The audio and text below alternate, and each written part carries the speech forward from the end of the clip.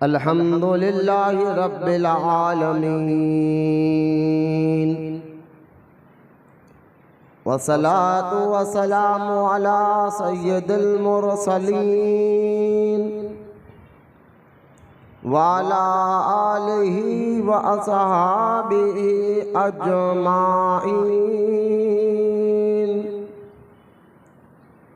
अम्मा बाद वक़ाल अल्लाहु तआला फ़िल क़ुरआनिल मजीद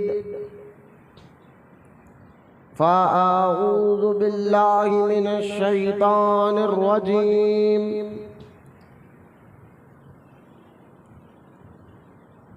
बिस्मिल्लाहिर रहमानिर रहीम। क़द जाअकुम मिनल्लाहि नूरुन व किताबुम मुबीन।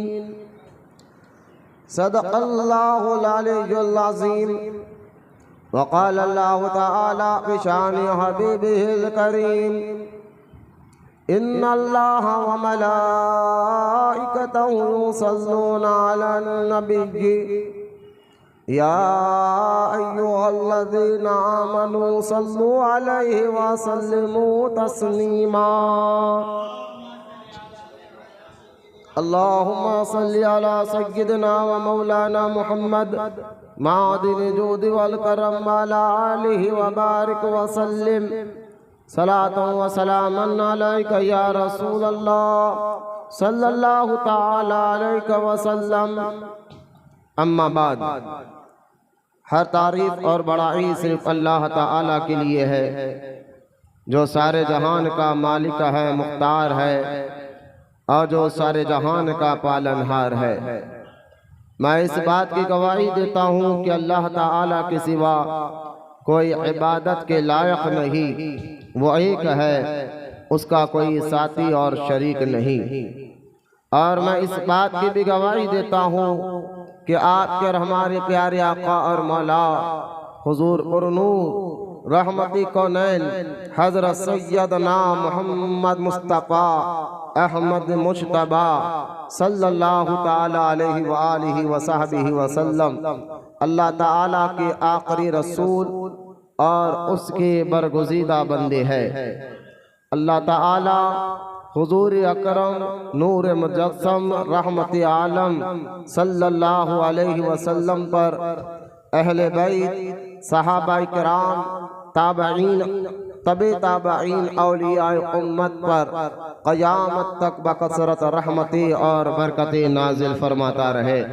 आमीन। मोहब्बत से एक मरतबा बा आवाज़ बुलंद दुरूद पाक पढ़े। अल्लाहुम्मा सल्लि अला सय्यदना व मौलाना मुहम्मद वाला आलिहि व सहबिहि अफ़ज़ल सलावातिका व अददा मालूमातिका व बारिक व सल्लिम सलातन व सलामन अलैका या रसूल अल्लाह सल्लल्लाहु ताला अलैहि व सल्लम। माज़ा सामईन, नौजवान साथियों, अस्सलामु अलैकुम व रहमतुल्लाहि व बरकातुहू। ये रबीउल नूर का मुबारक महीना चल रहा है और इसका ये दूसरा जुमा है। गुज़िश्ता जुमा हमने मिलादुन नबी सल्लल्लाहु अलैहि वसल्लम के माना और मिलादुन नबी को ईद का दिन क्यों कहा जाता है और इस पर बदअक़ीदा वहाबियों का जो इतराज़ था, अल्हम्दुलिल्लाह अल्लाह के फजल करम से हमने जवाब दिया। बयान रिकॉर्ड हो चुका है, इंटरनेट पर अपलोड भी हो चुका है। आज का ये उन्वान हमारा आज का जो जुमा है, इंशाअल्लाह हमारा टॉपिक रहेगा नूर इलाही, यानी हमारे और आपके प्यारे आका रहमत कौनैन सल्लल्लाहु अलैहि वसल्लम को अल्लाह ताला ने अपने नूर से पैदा फरमाया। इसी के मुताल्लिक़ आज चंद बातें आपको समझना है। कलबल इसके कि मैं अपने इस उन्वान पर आऊँ, अपने इस मौजू के बारे में आपके सामने कुरान की आयत और अहादीस मुबारक आपके सामने रखूँ। आइए तरीक़ अहले सुन्नत व जमाअत के मुताबिक सबसे पहले हम और आप प्यारे आका करीम रहमत कौनैन सल्लल्लाहु अलैहि वसल्लम की बारगाह अक़दस में दुरूद पाक का अहमियत, दुरूद पाक की फजीलत और दुरूद पाक के मुताल्लिक़ कुरान अहादीस में क्या आया है आप सुनते चले, ताकि अल्लाह ताला हमें दुरूद पढ़ने का जज्बा और शौक़ अता फरमाए। इधर आओ सिराज, इधर आओ। जूद वल करम वाला आलिहि व बारिक व सल्लिम सलातो व सलामन अलैका या रसूल अल्लाह सल्लल्लाहु तआला अलैहि वसल्लम। तो सबसे पहले हमारा आप दुरूद पाक की अहमियत और फजीलत को सुनेंगे। बिल्कुल इत्मीनान के साथ बैठे, बार बार क्यों देख रहे, कोई भी नहीं है बाहर ऐसा पलट के देखने के वास्ते है। 4-5 घंटे होटलों में बैठना आता, मस्जिद में बैठने से पाक में आता है। अल्लाह के रसूल रहमत कौनैन सल्लल्लाहु ताला अलैहि वसल्लम ने इरशाद फरमाया कि मुझ पर तुम दुरूद पढ़ा करो, तुम्हारा दुरूद पढ़ना तुम्हारे दुआओं को वो मुहाफिज है। यानी दुरूद पढ़ने वाले की जो दुआ होती है, दुरूद पाक उस दुआ को हिफाजत के साथ अल्लाह की बारगाह में पेश करता है। तो हमारा दुरूद पढ़ने से हमारी दुआ कबूल होने का गारंटी हो जाती है। तो लिहाजा हुजूर सल्लल्लाहु अलैहि वसल्लम फरमाते हैं, मुझ पर तुम दुरूद पढ़ा करो, तुम्हारा दुरूद पढ़ना तुम्हारे दुआओं का मुहाफिज है और तुम्हारे दुरूद पढ़ने से तुम्हारे बातिन की तहारत होती है। यानी तुम्हारे बातिन से, दिल दिमाग में से अकड़, तकब्बुर, हसद, ग़ीबत, ये तमाम आदतें धीरे धीरे ख़त्म होना शुरू हो जाती है और ये बातिन की तहारत है। दुरूद पाक दुआ कबूल होने का ज़रिया भी है, दुरूद पाक बातिन की तहारत भी है, दुरूद पाक मुश्किलों को आसान भी करता है। दुरूद पाक पढ़ने वालों को अल्लाह ताला नेकियां भी अता फरमाता है, दुरूद पढ़ने वालों के अल्लाह ताला गुनाह भी माफ़ फरमाता है, दुरूद पढ़ने वालों को अल्लाह ताला दोनों जहां में कामयाबी अता फरमाता है। अलगरज दुरूद पाक के बेशुमार फ़ज़ाइल अहादीस मुबारका में मौजूद है। आइए मोहब्बत अक़ीदत के साथ हम सब के प्यारे आका करीम रहमत कौनैन सल्लल्लाहु अलैहि वसल्लम की बारगाह अक़दस में मेरे साथ मिलकर पहले आवाज़ बुलंद झूम झूम कर दुरूद पाक का नजराना पेश करें। बड़ी अल्लाहुम्मा सल्ली अला सय्यदना व मौलाना मुहम्मद व अला आलिहि व सहबिही अफ़ज़ल सलावातिका व अददा मालूमातिका व बारिक व सल्लिम सलात व सलामन अलैका या रसूल अल्लाह सल्लल्लाहु तआला अलैहि वसल्लम। गुज़िश्ता जुम्मा मैंने अभी आपके सामने बताया कि हुजूर अलैहिस्सलातु वस्सलाम की मिलाद का ये मुबारक महीना चल रहा है और मिलाद क्यों कहते हैं, मिलाद का माना क्या है और इसको ईद मिलादुन नबी क्यों कहते हैं, इस पर पूरी तफसील के साथ, डिटेल के साथ अल्हम्दुलिल्लाह अल्लाह के फजल व करम से हमने गुज़िश्ता जुम्मे में बयान किया। अल्लाह ताला उसको कबूल फरमाए और अहले सुन्नत व जमात को अल्लाह ताला सलामत रखे, उलमा अहले सुन्नत को तादेर हमारे सरों पर अल्लाह ताला सलामत रखे। और आज का ये उन्वान नूर इलाही, क्योंकि कुरान और अहादीस से ये बात साबित शुदा है कि आपके और हमारे आका सल्लल्लाहु ताला अलैहि वसल्लम को अल्लाह ताला ने नूर से पैदा फरमाया है। इसके मुताल्लिक़ कुरान में एक नहीं कई आयतें मौजूद है और अहादीस पाक में भी इसका जिक्र मौजूद है। तो इस लिहाज से अगर हम गौर करें तो हमारे आका रहमत कौनैन सल्लल्लाहु ताला अलैहि वसल्लम की विलादत यानी पैदाइश के 3 मरहले होते हैं। हुजूर की विलादत और पैदाइश के 3, मिलाद कहते हैं पैदाइश को, पैदा होना, और हुजूर की मिलाद, मिलाद का मतलब है पैदा होना। तो हुजूर के मिलाद के 3 मरहले होते हैं। सबसे पहला मरहला हुजूर की मिलाद का कि जब हुजूर को अल्लाह ताला ने अपने नूर से पैदा फरमाया, ये हुजूर का पहला मरहला, हमारे नबी का पैदाइश का पहला मरहला, आप बोलिए पहला जरिया बताए, तो लिहाजा पहला मरहला ये है कि हुजूर नूर से पैदा हुआ और फिर उस नूर को अल्लाह ताला ने हज़रत सैयदना आदम अलैहिस्सलातु वस्सलाम के मुबारक पेशानी में रखकर ज़मीन पर उतारा। यह हुजूर सल्लल्लाहु ताला अलैहि वसल्लम की मिलाद का दूसरा मरहला है। और फिर इसी नूर को, जो नूर आदम अलैहिस्सलाम के पेशानी मुबारक से मुंतकल होता हुआ पाक पुश्तों और पाक रहमों में दाखिल होता हुआ फिर ये नूर सैयदना अब्दुल्ला रजी अल्लाह ताला अन्हु बीबी आमिना रजी अल्लाह ताला अन्हा के जरिए दुनिया में हुजूर जलवागर हुए। ये हुजूर के नूरी बशरियत का तीसरा मरहला है। हुजूर की विलादत के 3 मरहले, एक उस वक्त जब हुजूर नूर थे, दूसरा उस वक्त का हुजूर अंबिया और नेक सुलभों और पुश्तों की जो है सुलभ में रखे गए थे, और तीसरा हुजूर की विलादत जो मक्कातुल मुकर्रमा में 12 रबीउल अव्वल के दिन जमहूर उलमा अहले सुन्नत यही कहते हैं हुजूर जिस दिन पैदा हुए थे उस दिन पीर का था और महीना रबीउल अव्वल का था, तारीख 12 तारीख थी। अगर सन ईस्वी के हिसाब से देखा जाए तो वो अप्रैल का महीना था जिस दिन हुजूर अलैहिस्सलातु वस्सलाम मक्कातुल मुकर्रमा में जलवागर हुए। सीधा बैठो, सीधा बैठो, हाथ टेक, मतलब पैर में दर्द है तो कुर्सी पे बैठ जाओ, कुर्सी सामने लाके। ये 3 मरहले विलादत के जो मैंने आपके सामने रखा है। आइए सबसे पहले मरहले का हम जिक्र करते हैं कि हुजूर सल्लल्लाहु ताला अलैहि वसल्लम अल्लाह के नूर से बने। इसको समझने से पहले आपको तौहीद समझना होगा। इधर देखो बेटा, मेरी तरफ देखो, और जरा ये बातें सीखने के यारो, जरा सीखेंगे तो आपको मालूम होगा। ताला अलैहि वसल्लम के पहले मरहले पर हम बात करेंगे कि हुजूर अल्लाह के नूर से बने, और इसके मुताल्लिक कुरान की आयत मैं अभी सामने पेश करूंगा, लेकिन पहले इस मरहले को आप समझिए।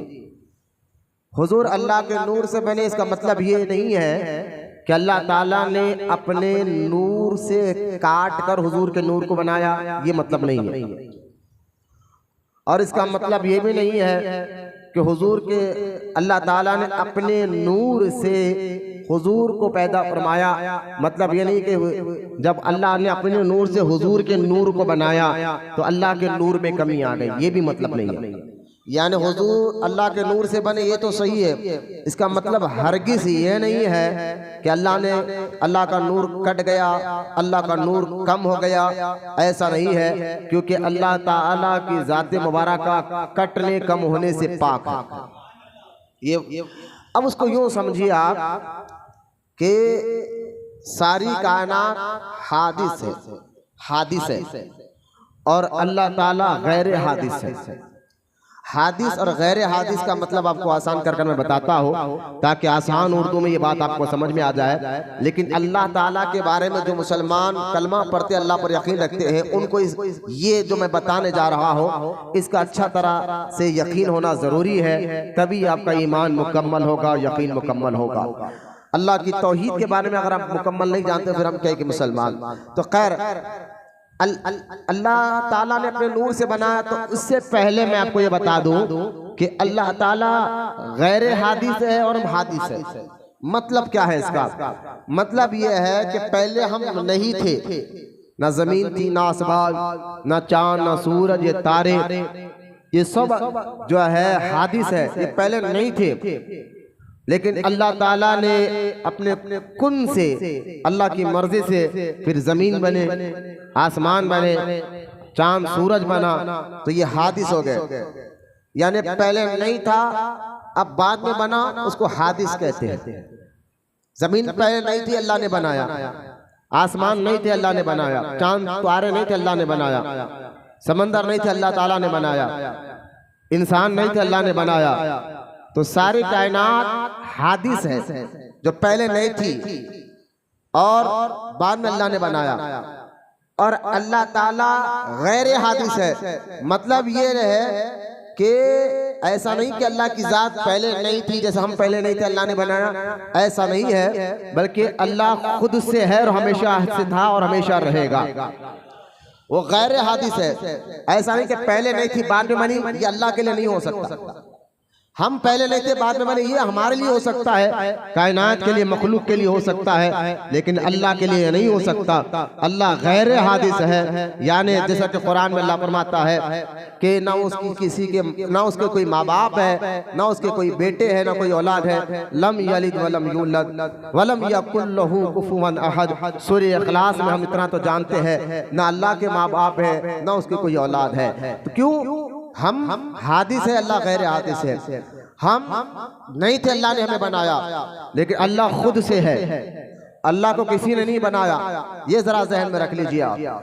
और क्योंकि ये तौहीद का मरहला आप समझ गए, तो इस तरह देखिए हुजूर अलैहिस्सलातु वस्सलाम अल्लाह के नूर से बने, यानी हुजूर भी गैर हादिस है और हादिस है, अल्लाह की जात गैर हादिस है। हुजूर भी पहले नहीं थे, अल्लाह ताला ने अपने नूर से उनके नूर को पैदा फरमाया। खैर ये बात आपको समझ गए कि हादिस गैर हादिस, हादिस उसको कहते हैं जो पहले नहीं था बाद में बना, चाहे कोई भी चीज को ले ले आप, जमीन आसमान इंसान सबको ले। और गैर हादिस सिर्फ अल्लाह की जात है, जो ऐसा अल्लाह के लिए कहा नहीं जा सकता कि पहले नहीं था, ये बोली नहीं जा सकता, वो खुद से है और हमेशा था, हमेशा रहेगा। अब ये बात समझ जाने के बाद आगे बढ़ते हैं। इसी तरह अगर ये ज़हन में बन लिया जाए कि अल्लाह ताला ने अपने नूर से नबी के नूर को पैदा फरमाया, तो इसमें ना अल्लाह के नूर में कोई कमी आई, ना अल्लाह ताला के माज़अल्लाह नूर को काट कर जो है हुजूर के नूर को बनाया, ये भी मतलब नहीं है। फिर बनाया कैसे? जो हजरत जाबिर बिन अब्दुल्ला रजी अल्लाह ताला अन्हु ने खुद हुजूर से पूछा कि या रसूलल्लाह सल्लल्लाहु अलैहि वसल्लम, अल्लाह ताला ने इस ज़मीन कायनात में सबसे पहले किस चीज़ को पैदा फरमाया? तो आपने फरमाया कि ऐ जाबिर, अल्लाह ताला ने सबसे पहले ना ज़मीन, ना आसमान, ना चांद, ना सूरज, ना तारे, कायनात कुछ नहीं थी, लेकिन सबसे पहले अल्लाह ताला ने अपने नूर से तेरे नबी के नूर को पैदा फरमाया। आप अंदाजा करें कि हुजूर के नूर को अल्लाह ने सबसे पहले पैदा फरमाया अपने नूर से, और उसके बाद सारी कायनात बनी है। तो यहाँ पर बदाखिदा वहाबी ये कहते हैं, जो वसवसे डालते हैं कि देखो कि सुन्नी मौलवी कहता है एक तो हुजूर अल्लाह के नूर से बने, और दूसरा ये कहता है कि अल्लाह ताला ने सबसे पहले अपने नूर से नबी के नूर को पैदा फरमाया, लिहाजा अल्लाह के नूर में ये कमी लाते हैं। तो मैं आपको पहले आपको एक मिसाल देकर समझाता हूँ कि आप गौर करें। अगर आपके मोहल्ले में लाइट चले जाए, मिसाल दे रहा हूँ ताकि आपको समझ में आ जाए, लाइट चले जाए और आप मोमबत्ती या चिराग सुलगाया आग लगाकर, और पड़ोसी वाला आकर ये कहे कि भाई मेरे पास जो है आग का इंतजाम नहीं है, लिहाजा तुम अपने चिराग में से, मैं अपनी मोमबत्ती से, मैं तुम्हारी जो है तुम्हारी मोमबत्ती से मैं अपनी मोमबत्ती को भी आग लगा लेता हूँ। आप मुझे बताइए, आपके चिराग या आपका घर में जो जलने वाली मोमबत्ती से अगर आप किसी और को भी जलाने देंगे तो क्या आपको उस मोमबत्ती में से नूर कम होगा, रोशनी कम होगी? अगर आपके घर में एक मोमबत्ती जल रही हो, पूरा मोहल्ला आकर आपकी मोमबत्ती से आकर आग ले ले, पूरा मोहल्ला, मिसाल के तौर पर पूरा मोहल्ला आ जाए, पूरा शहर आ जाए, तब भी वो खुद भी रोशन रहेंगे और जितने लोग उससे रोशनी जाएंगे उनके घर भी को रोशन करेंगे। तो मुझे बताइए, जब मामूली सा आग से कोई दूसरा जना आग ले तो उसकी रोशनी में कमी नहीं आ सकती, तो अल्लाह के नूर में कैसे कमी आ सकती है? अल्लाह के नूर में कोई कमी नहीं आ सकती। तो खैर ये वसवसे डालने वालों से अल्लाह हमारी हिफाजत फरमाए। कुरान पाक में अल्लाह ताला इरशाद फरमाता है, अल्लज़ी युवस्विसु फी सुदूरिन नास मिनल जिन्नति वन नास। वसवसे डालने वालों से अल्लाह की पनाह मांगो। वसवसे डालते हैं कि अल्लाह के नूर से कैसे बन सकते हैं, ये क्या बात हो गई, ये कैसी बात हो गई, ऐसा कैसे हो सकता है, अल्लाह के नूर से कैसे बन सकते हैं, अल्लाह के नूर में कमी आ सकती है। तो मैंने एक चिराग की मिसाल देकर आपको समझा दिया एक मामूली के चिराग में जो रोशनी कम नहीं होती तो अल्लाह के नूर में कमी कैसे आ सकती है। पहले तो ये बात, और दूसरी बात फिर ये वसवसे ऐसा डालते मिलाद में खास तौर पर कहते हम तो हुजूर की मिलाद को मनाते हैं, हुजूर अलैहिस्सलातु वस्सलाम के जो है ना हम मानते कि हुजूर बशर है लेकिन एक आम आदमी की तरह है। हुजूर ने सीरत जो सीखे उनकी जिंदगी से लीजिए, जिंदगी के मरहलों को सीखिए। मैंने कहा हाँ हुजूर अलैहिस्सलातु वस्सलाम बशर जरूर है लेकिन आप फिर हमारी तरह बशर नहीं, अल्लाह ने उनको नूरी बशर बनाकर भेजा है। और उनकी सीरत, किसी की जिंदगी को अगर आप अपनाना चाहते हैं तो कब अपनाते हैं? पहले उस जात को जिसके तरीके को आप पसंद करते हैं तो पहले उस शख्सियत की आप जानते हैं, पहले आप उससे मोहब्बत करते हैं, उसकी शान व अजमत पर गौर करते हैं, उसके मुकाम मर्तबे पे गौर करते हैं, उसके बाद जाकर आप कहते हैं हाँ ये बंदा जो अपने मुकाम मर्तबे में भी आला है, इसके बाद चलना चाहिए, इसके तरीके को चलना चाहिए। हम यही तो आप बताते हैं मिलादुल नबी के महीने में हुजूर की सीरत पर भी बात होगी, लेकिन हुजूर की सीरत, हुजूर चलते कैसा थे, हुजूर फिरते कैसा थे, हुजूर खाना कैसा खाते थे, हुजूर उठते कैसा थे, हुजूर बैठते कैसा थे, हुजूर बात कैसा करते थे, ये सारी बातें बाद में होगी। पहले हुजूर की शान व आजमत लोगों को बताया जाएगा। जिसकी शान और अजमत ऐसी हो, जिनकी तारीफ अल्लाह ताला कर रहा हो तो हमारी अक्ल भी कहती है यार जिस शख्सियत की तारीफ अल्लाह कर रहा हो ऐसे शख्सियत की जिंदगी पर, इनकी सीरत पर चलना हमारे लिए और भी आसान हो जाता है। तो हम सुन्नी और वहाबी में फर्क ये है, वहाबी हुजूर के चलने फिरने की बात तो करता है, सीरत की तो बात करता है, शान और अजमत की बात नहीं करता। अहले सुन्नत व जमात के उलमा हम हुजूर की शान व अजमत की भी बात करते हैं और हुजूर की जिंदगी की भी बात करते हैं। लिहाजा ये मसले को आप ज़हन में रखें। तो खैर बताना ये चाह रहा था कि अल्लाह ने सबसे पहले हुजूर के नूर को पैदा फरमाया, बोले मोहब्बत से सुभान अल्लाह।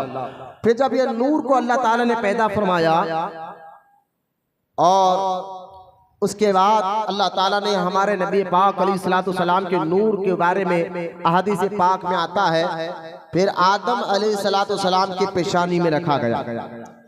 अब यहाँ तवज्जो फरमाया। अच्छा पहले उससे पहले मैं एक और बात बताता हूँ।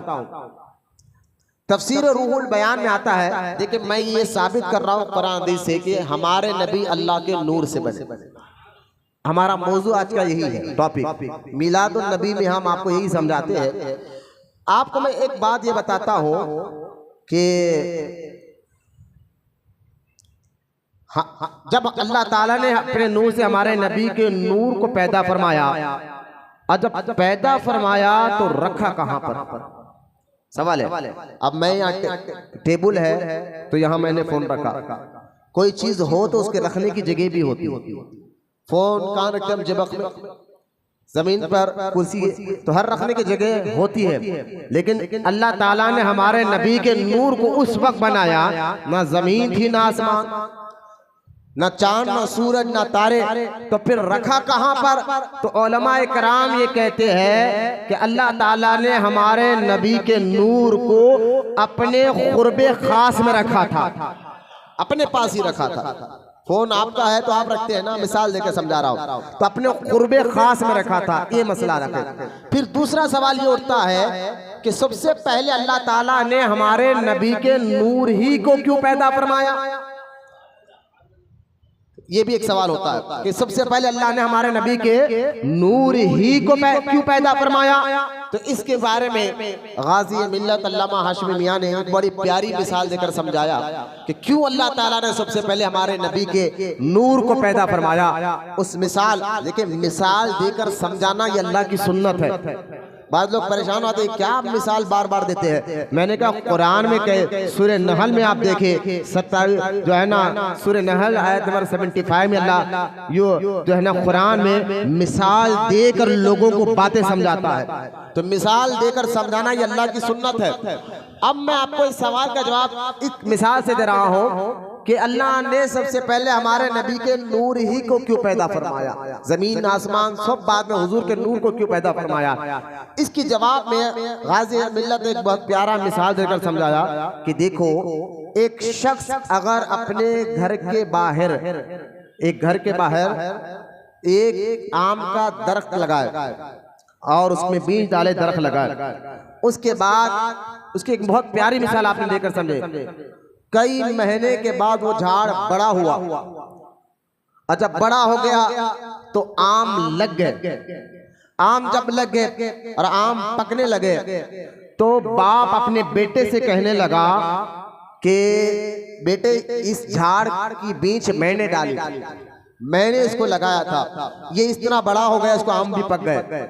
तो बेटा कहने लगा कि अब्बाजान आप तो बीज डाले और उसकी हिफाजत नहीं की, उसकी देखभाल नहीं की, अगर इसकी देखभाल मैं नहीं करता तो फिर ये बड़ा भी नहीं होता, इसको वक्त पर पानी नहीं डालता और जानवर से, बकरियों से इसको बचाता नहीं तो अभी तक बकरियां इसको चर गए होते, खा लिए होते। आपका क्या एहसान है? इस झाड़ पर मेरा एहसान है कि मैंने इसकी हिफाजत की, पानी वक्त पर डाला और इसको जो है जानवर से खाने से बचाया। बेटा कहने लगा मेरा एहसान है। इतने में जमीन कहने लगी नहीं नहीं, इसका पर एहसान, इस झाड़ पर एहसान मेरा। बोले कैसा? कहा कि देखो अगर हम इसके जड़ों को जमीन पर फैलने ना दिए होते, जमीन पर फैलने ना दिए होते तो ये बड़ा कहां से होता? जमीन कहने लगी, मिसाल दे रहा हूं, समझे बात को, कि अल्लाह ने हमारे नबी के नूर ही को सबसे पहले क्यों पैदा किया। अब जमीन कहने लगी कि इस झाड़ पर मेरा एहसान है। इतने में पानी की आवाज आई, कहा नहीं, इस झाड़ पर मेरा एहसान है, हम ना होते तो इसको ग़िज़ा कहां से मिलती? पानी को से पेड़ों को ग़िज़ा मिलती है ना, लोग इसलिए तो पानी डालते हैं पेड़ पर जब वो छोटा होता है। तो पानी कहने लगा कि मेरा इस पर एहसान है, अगर हम ना होते तो ये ताकत कहां से पाता। इतने में हवा भी कहने लगी नहीं, इस झाड़ पर मेरा एहसान है।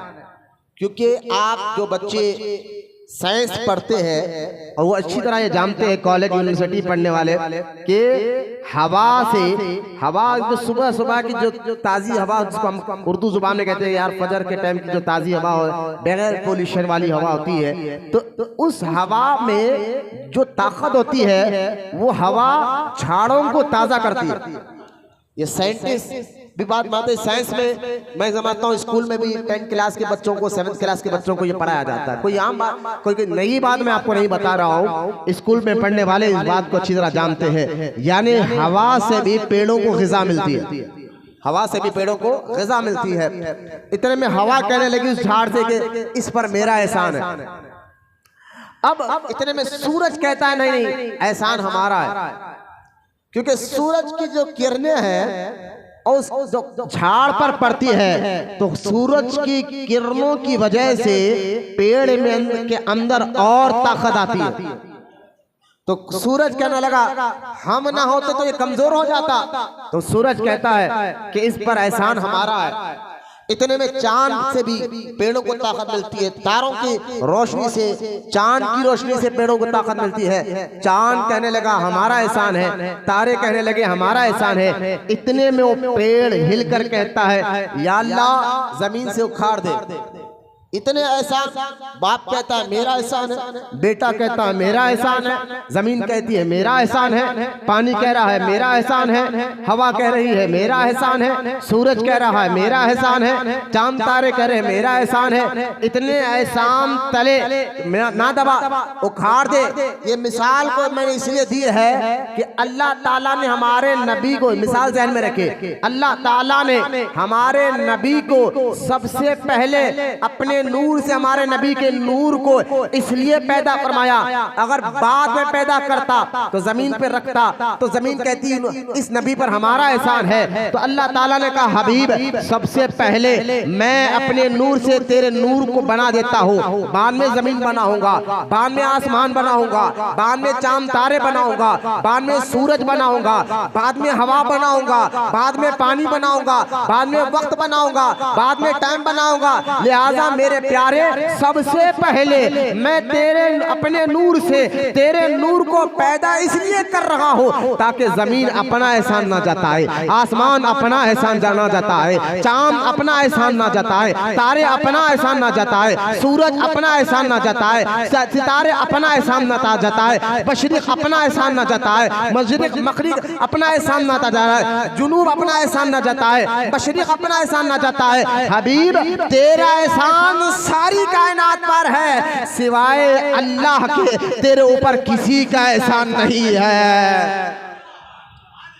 मैं समझ इतना आसान उर्दू में आपको बता रहा हूँ, बात समझ में ना चाहिए। ये यकीन रखे, मैं अभी आयत पढ़ूंगा, अभी तो मेरी शुरुआत कर रहा हूँ। यकीन रखिए अल्लाह ताला ने सबसे पहले अपने नूर से हमारे नबी के नूर को पैदा फरमाया। इसलिए इमाम अहले सुन्नत आला हजरत रहमतुल्लाहि ताला अलैह फरमाते हैं, वो जो ना थे तो कुछ ना था, वो जो ना थे यानी हुजूर, वो जो ना थे तो कुछ ना था, वो जो ना हो तो कुछ ना हो, जान है वो जहान की, जान है तो जहान है।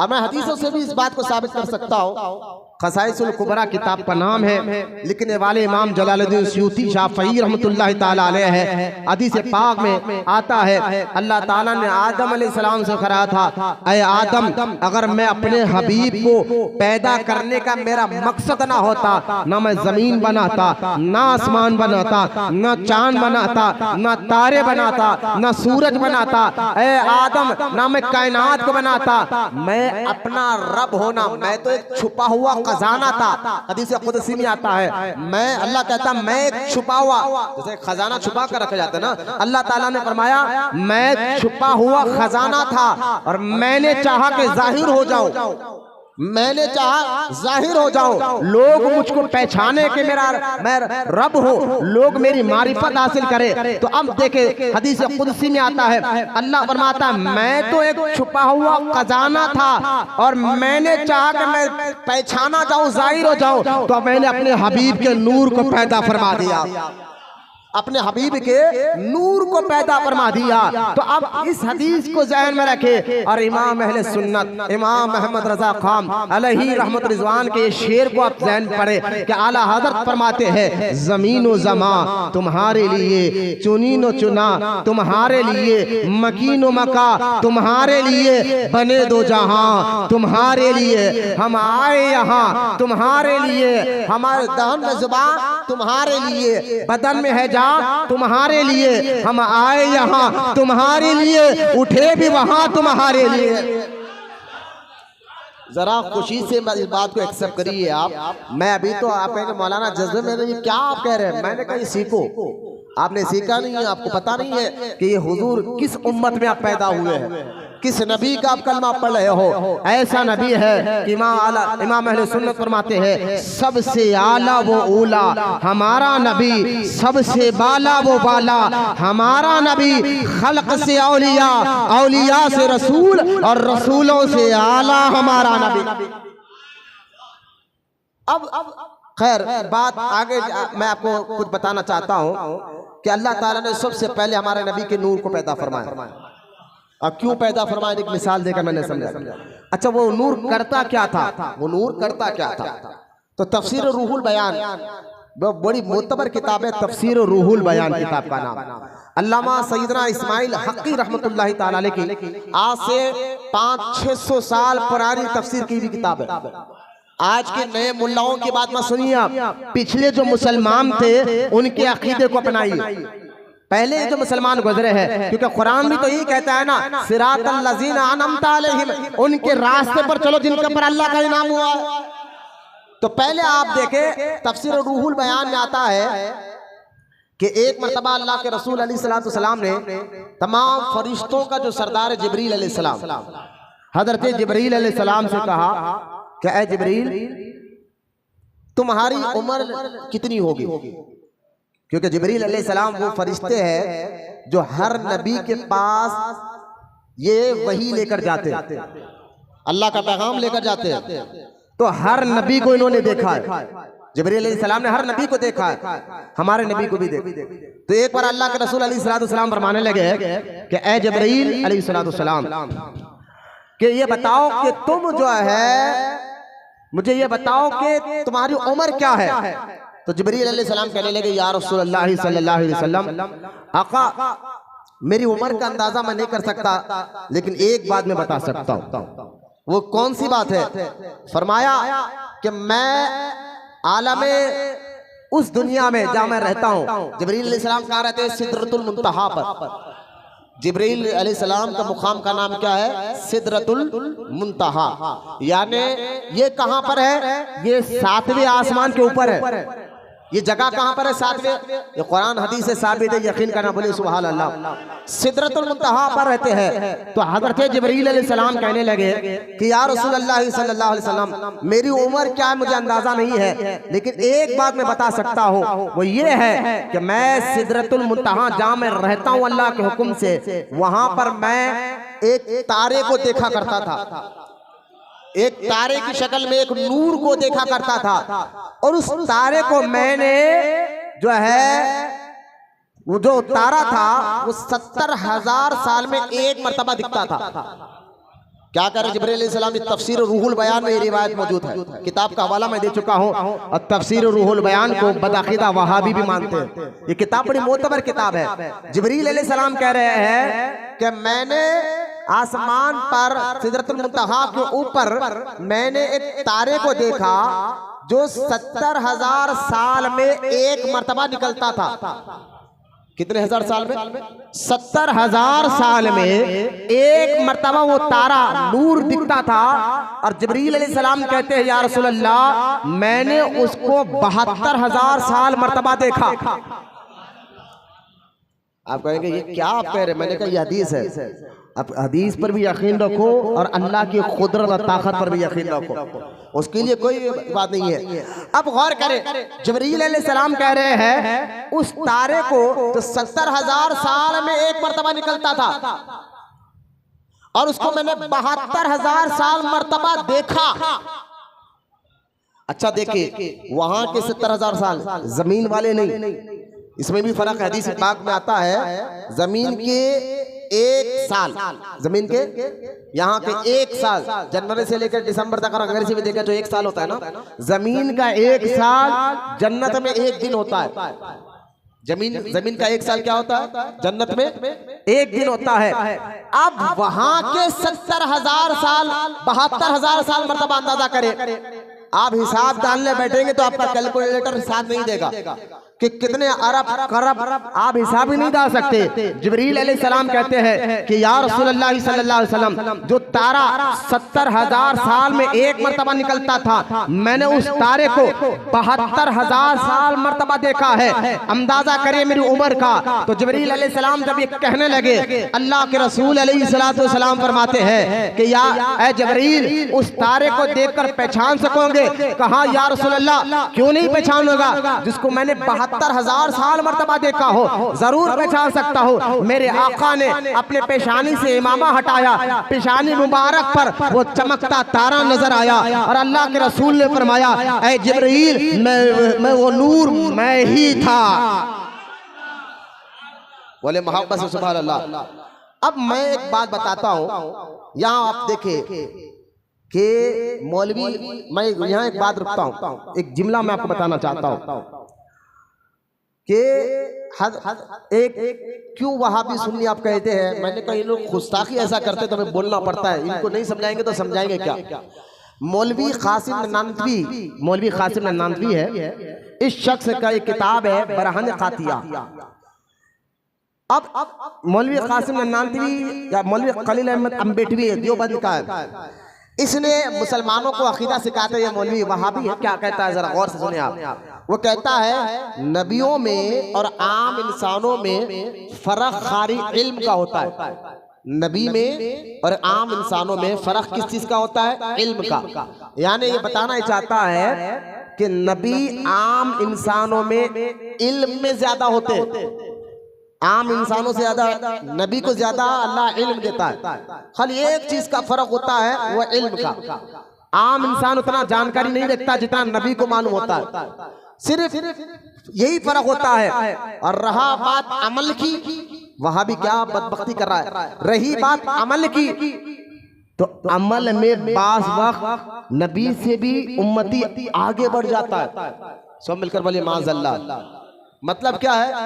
तो कहने लगा, देखो वहां भी कहने लगा नहीं, इसमें कोई गुस्ताखी नहीं है। मैंने कहा गुस्ताखी का लफ्ज है। कहने नहीं, गुस्ताखी नहीं है, हम हमारे जो मौलवी साहब कह रहे सच कह रहे हैं। उसकी मिसाल देकर कहे कि देखो भाई, मिसाल देकर वहां भी समझा रहा कि देखो इसमें कोई गलत बात नहीं है जो हमारे मौलाना कह रहे हैं कि नबी सिर्फ आम इंसानों से इल्म में आगे है, अमल में कभी कभी नबी से भी ज्यादा उनका गुलाम नबी से ज्यादा अमल करता। और ये वहां भी कहते हैं इसमें कोई गलत बात नहीं है। अब मैं आपको गलत बात क्या है मैं आपको समझाता हूँ। पहले तो आप देखे, ये वहां भी मिसाल देकर समझाते हैं। वो कहते हैं देखो भाई, एक हमारे आका की उम्र कितनी, बोले 63 साल, जाहिरी जिंदगी हुजूर की 60 ईयर है, 63 साल। कहने का हाँ, और हुजूर ने अपने नबी होने का ऐलान कब किया? कहा 40 साल की उम्र में। तो हुजूर की नमाजें से 23 साल तक वहां भी मिसाल देकर। और तबलीगी जमात, वहां भी जमात कहते कि हम एक हुजूर से 23 साल तक नमाज पढ़ते रहे। और एक शख्स को हम तबलीगी जमात में लेकर गए 20 साल की उम्र में, और वो मरा 80 साल की उम्र में। तो हम ये 20 साल की उम्र से लेकर 80 साल की उम्र तक वो आदमी ने कभी नमाज नहीं छोड़ी। हुजूर तो 23 साल नमाज पढ़े, ये आदमी 40-50 साल तक नमाज पढ़ता रहा। इसलिए कभी कभी उम्मती नबी से भी अमल में बढ़ जाता है, इल्म में नहीं बढ़ता, अमल में बढ़ जाता है। मैंने कहा ये तुम्हें गुस्ताखी नजर नहीं आती कि आओ, जैसा कि मिसाल करो, वहां भी कहते हैं हमारे और आपके नबी ने सारी जिंदगी ने एक ही मरतबा हज किया। कितनी मरतबा? एक मरतबा हज किया। 2 उम्रे के और हज क्या एक ही किया।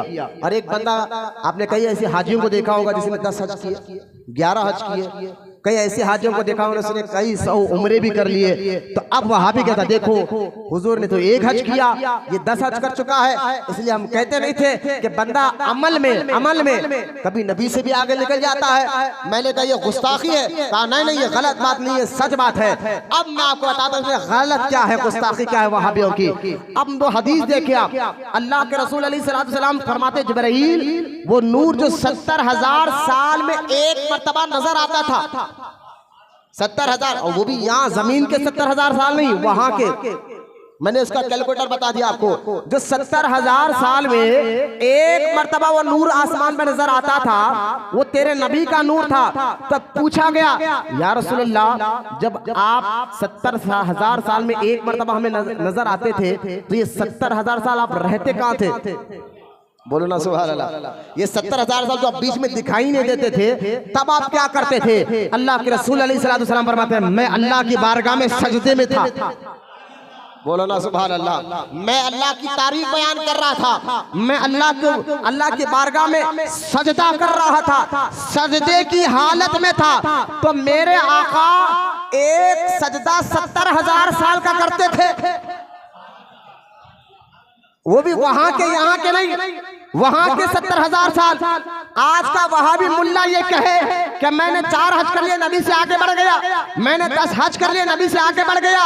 मैंने कहा बेगर्दो, अपनी बेगर्दी अपने पास रखो। मेरे आका को अल्लाह ने वो मुकाम अता फरमाया है जो एक सजदा 70,000 साल तक करते थे, और अल्लाह के रसूल ने 72,000 साल सजदे की हालत में गुजारा। बोलो ना मोहब्बत से सुभान अल्लाह। ये मेरे आका की इबादत का आलम है।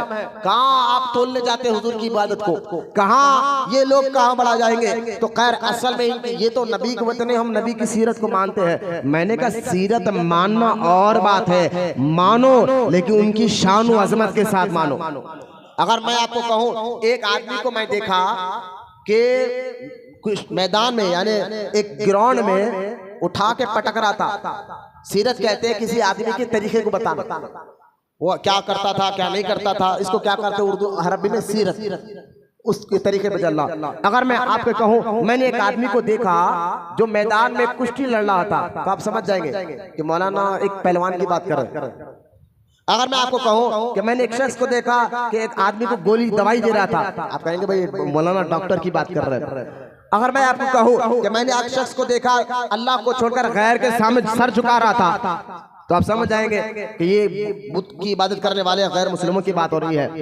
अगर इसी तरह मैं अगर आपके सामने कहूँ, हमारे आका सल्लल्लाहु अलैहि वसल्लम गालियां भी सुनकर दुआएं देते थे, मेरे आका की सीरत ऐसी है, भूखे रहते थे, प्यासे रहते थे। मैंने कहा भाई ये तो है, लेकिन इसमें कमाल क्या है ये बताओ। मैं कहूँगा, अगर मैं आपको कहूँ मेरे आका का कमाल ये तो है कि आप भूखे भी रहा करते थे, प्यासे भी रहा करते थे, और सरकार का चलना उठना फिरना। मैंने कहा ये सिर्फ हुजूर की जिंदगी का एक तरीका है।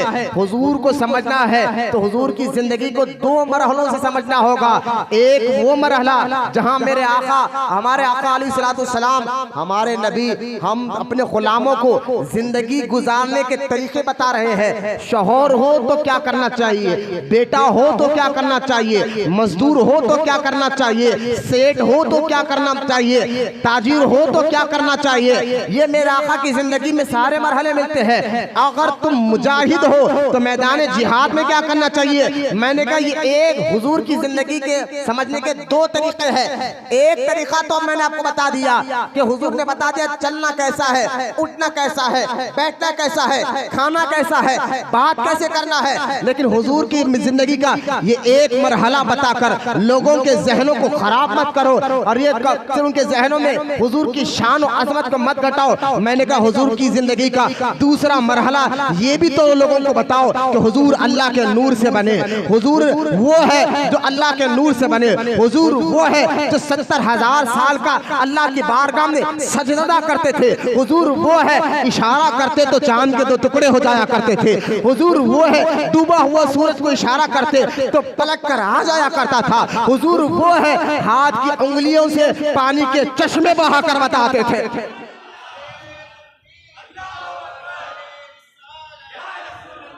ये मेरे आका की जिंदगी, इसलिए कहता हूँ मिलाद का मकसद सीरत के साथ साथ अजमत भी बताना होता है। सीरत भी बताओ, शान और अजमत भी बताओ, और ये भी कुरान से साबित है। तो खैर, अब जब हुजूर अल्लाह की बारगाह में सजदा करे, इतना लंबा 70,000 साल का, वो भी यहाँ करे वहाँ का।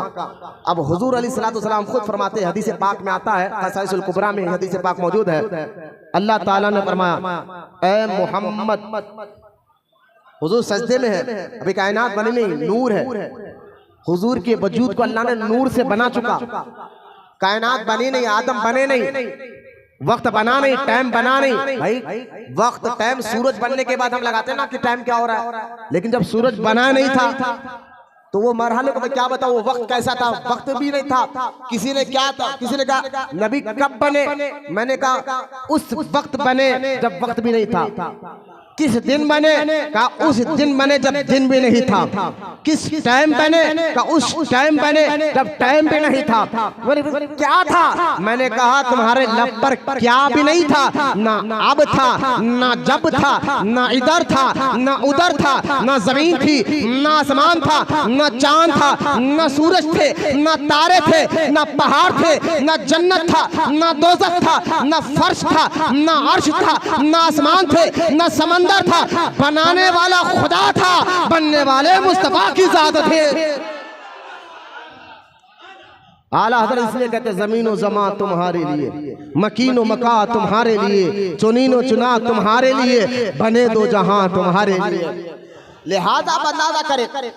अब गौर करने के बाद ये अल्लाह ताला ने कहा, जब सजदे में हुजूर सजदे की हालत में अल्लाह की बारगाह में अल्लाह की तारीफ कर रहे थे, तो अल्लाह का लफ्ज़ है वो जिसकी सबसे ज्यादा तारीफ, और अल्लाह की सबसे ज्यादा तारीफ हमारे नबी ने की। और अल्लाह ताला ने फरमाया मोहम्मद, बोलो ना सुभान अल्लाह। लिहाजा हुजूर के दो असल नाम है, एक अहमद, दूसरा मोहम्मद। अहमद वो जो अल्लाह की सबसे ज्यादा तारीफ करे। मोहम्मद का माना क्या जानते हैं, मोहम्मद का माना वो जो जिसकी अल्लाह ने सबसे ज्यादा तारीफ की। अहमद वो जिसने अल्लाह की सबसे ज्यादा तारीफ की, और मोहम्मद वो अल्लाह ने जिसकी सबसे ज्यादा तारीफ की। मैंने कहा वहाबियो, खाली कुरान में इय्याका नअबुदु व इय्याका नस्तईन ये आयत है, अल्लाह की इबादत करो, अल्लाह से मदद मांगो। मैंने कहा ये भी कुरान की आयत है, वरफ़अना लका ज़िक्रक, ए हबीब हमने तेरे जिक्र को तेरे खातिर बुलंद कर दिया है। कुरान की ये भी आयत है ना, वरफ़अना लका ज़िक्रक, सूरह अलम नशरह 30वें पारे में ये आयत मुबारक है। और जहाँ इय्याका नअबुदु व इय्याका नस्तईन है तो कुरान में ये भी आयत है, इन्ना आतैनाकल कौसर, ऐ हबीब हमने आपको बेशुमार खूबी अता फरमाई है। अगर कुरान में इय्याका नअबुदु व इय्याका नस्तईन है तो कुरान में अल्लाह कहता है ला उक़सिमु बिहाज़ल बलद, ऐ हबीब हमें शहर मक्का की कसम, ला उक़सिमु बिहाज़ल बलद, ऐ हबीब हमें शहर मक्का की कसम। अल्लाह कुरान में शहर के मक्का की कसम उठा रहा है और कहता है मक्के की कसम। आप कहेंगे अल्लाह कुरान में मक्के की कसम क्यों उठा रहा है? तो आप सोच रहे होंगे हाँ भाई मक्के में काबा है इसलिए कसम उठा रहा होगा, मक्के में आबे ज़मज़म का कुआं है, मक्के में काबतुल्लाह है, मक्के में हजर अस्वद है, मक्के में सफा मरवा है, मक्के में अरफात का मैदान है, मक्के में मीना का मैदान है, मक्के में जो है सही अरफात सफा और मरवा की पहाड़ियां है, मक्के में जन्नती पत्थर है, मक्के में मुकाम इब्राहिम है, मक्के में काबतुल्लाह है। इसलिए अल्लाह ताला शहर मक्का की कसम याद कर रहा है। ना ना ना, खुद अल्लाह फरमाता है ला उक़सिमु बिहाज़ल बलद, ए हबीब शहर मक्का की कसम। लेकिन मैं मक्के की कसम इसलिए याद नहीं कर रहा हूँ कि यहाँ काबा है, यहाँ सफा मरवा है, यहाँ अरफात का मैदान है, यहाँ मीना का मैदान है, यहाँ जन्नती पत्थर है। नहीं, फिर अल्लाह से पूछो मौला क्यों कसम याद कर रहा है? तो आगे अल्लाह फरमाता है व अंता हिल्लुम बिहाज़ल बलद, मैं इस शहर की कसम इसलिए उठा रहा हूँ कि इस शहर में तू पैदा हुआ है। अरे भाई बोलो सुभान अल्लाह। जहाँ कुरान में हराम हलाल के मसले हैं तो वहाँ शान अजमत के भी मसले हैं। कुरान हुजूर की अजमत को भी बयान फरमाया है, वो अंता हिल्लुम बिहाज़ल बलद, हबीब इस शहर में तू पैदा हुआ है। लिहाजा आप अंदाजा करें तो कुरान ही से मैं आपको बात समझा रहा था। तो जब हुजूर के नूर को अल्लाह ने फरमाया मोहम्मद अपना सर उठाओ सजदे से, हुजूर फरमाते तब मुझे मालूम हुआ अल्लाह ने मेरा नाम मोहम्मद रखा। अब फिर क्या हुआ? उसके बाद इस नूर को अल्लाह ताला ने आदम अलैहिस्सलाम की पेशानी में रखा। मैं बहुत शॉर्ट कर रहा हूँ, मैं आपको बता रहा हूँ जो बच्चे अभी आए बैठे सुने, हमारे नबी के विलादत के 3 मरहले हैं। मैं पहले मरहले का जिक्र कर रहा हूँ। पहला मरहला क्या है? अल्लाह ताला ने अपने नूर से हमारे नबी के नूर को पैदा फरमाया। मैं इस बात का जिक्र कुरान हदीस की रोशनी में कर रहा हूँ, आयत मैंने लिखा है, लेकिन मैं अभी बता रहा हूँ अल्लाह ताला ने हमारे नबी के नूर को कहाँ रखा? आदम अलैहिस्सलाम के पेशानी में रखा। जब पेशानी में रखा तो हुआ क्या कि तफसीर में आता है कि अल्लाह ताला ने आदम अलैहिस्सलाम को 7 लाख जुबानों का इल्म अता फरमाया। तफसीर रूहुल बयान, तफसीर नईमी, मदारिज नबुव्वा किताब का नाम शाह अब्दुल हक मुहद्दिस देहलवी कहते हैं कि आदम अलैहिस्सलाम को जो अल्लाह ताला ने 7 लाख जुबानें, भाई आप नहीं समझे, अभी अगर पूरी दुनिया में आप गूगल पर सर्च करिए तो पूरी दुनिया में 40,000 जुबानें बोली जा रही। कोई हिंदी बोलता है, कोई तेलुगु बोलता है, कोई इंग्लिश में भी कई किस्म की इंग्लिश हो गई है, फ्रांस हो चुका है। लिहाजा अगर इसको आप जुबानों को गिनिए, आप गूगल पर सर्च करके, आप तो इंटरनेट का दौर है, हर चीज आसानी से आपको मालूमात हो जाएंगे। इस वक्त 40,000 जुबानें बोली जा रही है, लेकिन अल्लाह ताला आदम अलैहिस्सलाम को 7 लाख जुबानों का किसने इल्म दिया? अल्लाह ने। किसने इल्म दिया? अल्लाह ने। बोलो किसने दिया? अल्लाह ने दिया। लेकिन यहाँ मुझे एक बात बताइए कि 7 लाख जुबानों का इल्म अल्लाह ने दिया और 1 लाख पेशे अल्लाह ताला ने आदम अलैहिस्सलाम को सिखाया। पेशा समझते आप? मेहनत मजदूरी जो आती है, क्योंकि सारी इंसान आदम अलैहिस्सलाम के बेटे ना, हर एक अपना अपना पेशा है। कोई ताजिर है, कोई मैकेनिक है, तो ये सारे पेशे पहले सिखाए गए, तो तभी तो जमीन पे बंदे कर रहे हैं, इंसान ये काम कर रहे हैं। तो ये सिखाए किसको? आदम अलैहिस्सलाम को। किसने सिखाया? अल्लाह ताला ने सिखाया। 1 लाख पेशे और 7 लाख जुबानें। बोलो मोहब्बत से सुभान अल्लाह। 7 लाख जुबानें मैं बताना ये चाहता हूँ। तफसीर रूहुल बयान में आया है अल्लाह ताला ने आदम अलैहिस्सलाम को 7 लाख जुबानों का इल्म दिया, 1 लाख पेशे सिखाए। वजह क्या है, क्यों इतना मुकाम दिया? तो हजरत तफसीर रूहुल बयान में आता है इसलिए अल्लाह ताला ने आदम अलैहिस्सलाम को इतना इल्म अता फरमाया। क्यों? क्योंकि उनके पेशानी में मोहम्मद रसूलुल्लाह का नूर रखा गया था और हमारे नबी के नूर के सदक़े में अल्लाह ने आदम अलैहिस्सलाम को इतना इल्म अता फरमाया है। ये आदम अलैहिस्सलाम को किसके सदक़े में मिला? हुजूर के सदक़े। बोलो ना, किसके सदक़े में मिला? हुजूर के वसीले से मिला इतना इल्म। अब मुझे एक बात बताइए, एक देवबंदी वहाबी अपनी किताब में लिखता है कि मैं एक मर्तबा अपने मदरसे में सो रहा था और ख्वाब में अल्लाह के रसूल अलैहिस्सलाम तशरीफ लाए और सरकार मुझसे आकर उर्दू में बात करने लगे।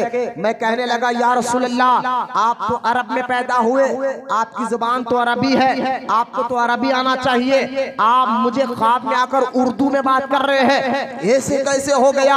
तो अल्लाह के रसूल अलैहिस्सलाम झूठा ख्वाब गाड़ कर हुजूर की शान में गुस्ताखी वहाबी कैसा करते देखिए आप। तो हुजूर कहने लगे कि मैं जब से मदरसा देवबंदी जो मदरसा बना है ना, ये मदरसे में आकर मैंने उर्दू सीखा है। वाज़ल्लाह मिले सुनकर। आप मुझे बताइए कि जिनके सदक़े आदम अलैहिस्सलाम को अल्लाह 7 लाख जुबानों का इल्म दे, 7 लाख जुबानों का जिनके सदक़े अल्लाह इल्म दे, उस नबी का इल्म का आलम क्या होगा? उस नबी के इल्म का आलम क्या होगा?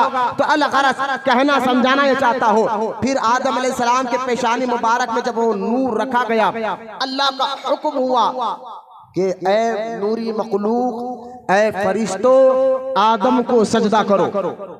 बोले मोहब्बत से सुभान अल्लाह। अच्छा, जो सजदा जो होता है ना, सजदा हम किसी नमाज में सजदा करते हैं, किसके लिए? अल्लाह के लिए। अब कुरान में कहता है, कुरान में सूरह बकरा में भी आया था, कई जगह इसका जिक्र आया, फरिश्ते अल्लाह को सजदा नहीं करे, आदम अलैहिस्सलाम को सजदा करे। जरा गौर से, किसको सजदा कर रहे हैं? आदम अलैहिस्सलाम को। तो सजदे के 2 किस्में होते, सजदे के 2 किस्में होते।